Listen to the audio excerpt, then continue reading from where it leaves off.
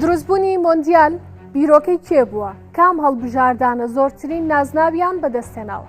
مۆندیال یان جامی جیهانی گەورەترین پاڵەوانێتیە لەسەر ئاسیا هەڵبژاردەکان لە مێژوو لە یەکەم کۆبوونەوەی فیفا لە ساڵ 1904 بیرۆکەکە پێشنیارکرا، بەڵام لە ساڵ 1928 لەلایەن جۆڕێمەی فەڕەنسی و سەرۆکی ئەو کاتەیەکێتی تۆپی پێجیهان چووە بواری جێبەجێکردنەوە.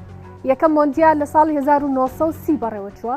لەو مۆندیالە لەگەڵ مۆندیال 1950 تەنها 13 هەڵبژاردە بەشدار بوون، بەڵام لە مۆندیالەکانی تر تا ساڵ 1970 بە بەشداری 16 هەڵبژاردە بەڕێوە چووە. دواتر لە 1982 تا 1994 مۆندیال بە بەشداری 24 هەڵبژاردە ئەنجام درراوە، تاوەکو ساڵ 1998 ژمارەکە بۆ 32 هەڵبژاردە زیاد کرا.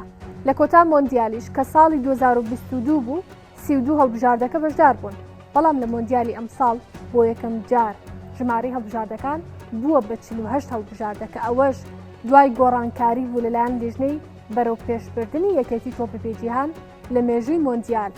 هەڵبژاردەی بەرازیل خاوەنی زۆرترین نازناوە بە شێوەیەک کە 5 جار بووەتە پاڵەوان، دوایین جاریش کە نازناوەکەی بردوێتەوە لە ساڵی 2002دا بووە.